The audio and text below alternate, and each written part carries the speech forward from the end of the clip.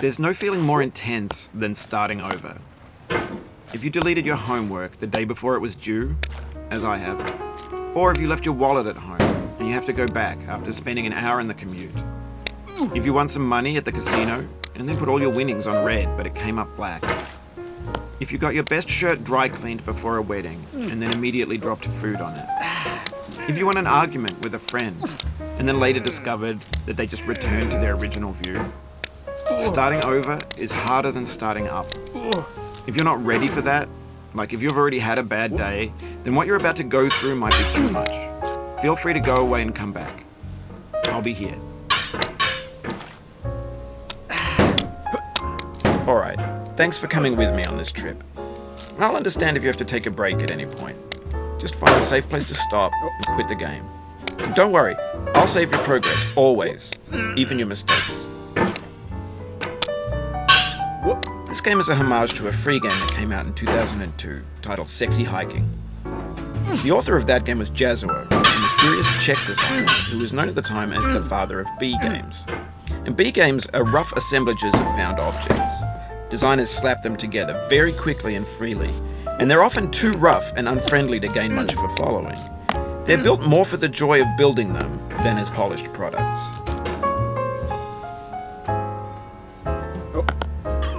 In a certain way, Sexy Hiking is the perfect embodiment of a B game.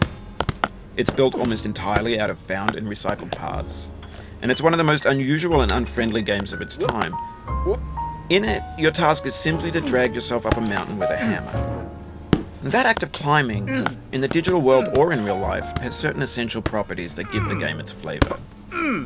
No amount of forward progress is guaranteed. Some cliffs are too sheer or too slippery.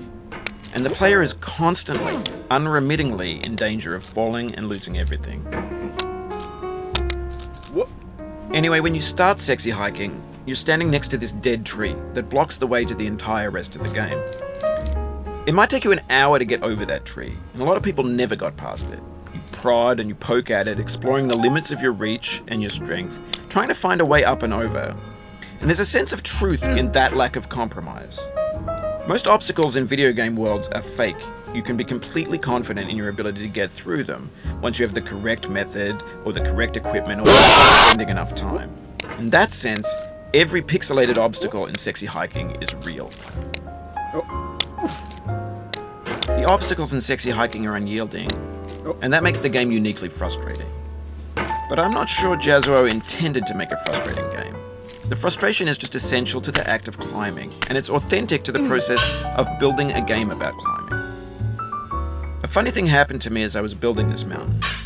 I'd have an idea for a new obstacle, and I'd build it, test it, and it would usually turn out to be unreasonably hard. But I couldn't bring myself to make it easier.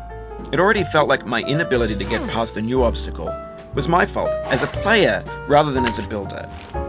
Imaginary mountains build themselves from our efforts to climb them, and it's our repeated attempts to reach the summit that turns those mountains into something real. When you're building a video game world, you're building with ideas, and that can be like working with quickset cement. You mold your ideas into a certain shape that can be played with, and in the process of playing with them, they begin to harden and set until they're immutable, like rock. And at that point, you can't change the world. Not without breaking it into pieces and starting fresh with new ideas. For years now, people have been predicting that games would soon be made out of prefabricated objects, bought in a store and assembled into a world. And for the most part, that hasn't happened, because the objects in the stores are trash. I don't mean they look bad or that they're badly made, although a lot of them are. I mean they're trash in the way that food becomes trash as soon as you put it in the sink. Things are made to be consumed and used in a certain context, and once the moment is gone, they transform into garbage. In the context of technology, those moments pass by in seconds. Over time, we've poured more and more refuse into this vast digital landfill that we call the internet. It now vastly outnumbers and outweighs the things that are fresh and untainted and unused. When everything around us is cultural trash, trash becomes the new medium, the lingua franca of the digital age. And you can build culture out of trash, but only trash culture. B games, B movies, B music, B philosophy. Maybe this is what digital culture is. A monstrous mountain of trash, the ash heap of creativity's fountain. A landfill with everything we ever thought of in it. Grand, infinite, and unsorted. There's 3D models of breakfast, Gen X's fanfic novels, scan magazines, green screen Shia LaBeouf, banned snuff scenes on Live League. Facebook's got lifelike bots with unbranded adverts and candid shots of Kanye and Taylor Swift mashups, car crash epic failed GIFs, Russian dashcam vids, discussions of McRibs, discarded, forgotten, unrecycled, muddled, rotten, untitled. Everything's fresh for about 6 seconds, until some newer thing beckons, and we hit refresh.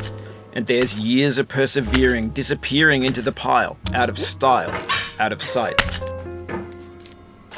In this context, it's tempting to make friendly content that's gentle, that lets you churn through it but not earn it. Why make something demanding if it just gets piled up in the landfill, filed in with the bland things? When games were new, they wanted a lot from you. Daunting you, taunting you, resetting and delaying you. Players played stoically. Now everyone's turned off by that. They want to burn through it quickly. A quick fix for the fickle, some tricks for the clicks of the feckless. But that's not you, you're an acrobat. You could swallow a baseball bat. Now I know, most likely you're watching this on YouTube or Twitch, while some dude with 10 million views does it for you. Like a baby bird being fed chewed up food. That's culture too. But on the off chance that you're playing this, what I'm saying is, trash is disposable, but maybe it doesn't have to be approachable. What's the feeling like? Are you stressed? I guess you don't hate it if you got this far. Feeling frustrated? It's underrated. An orange is sweet, juicy fruit locked inside a bitter peel. That's not how I feel about a challenge.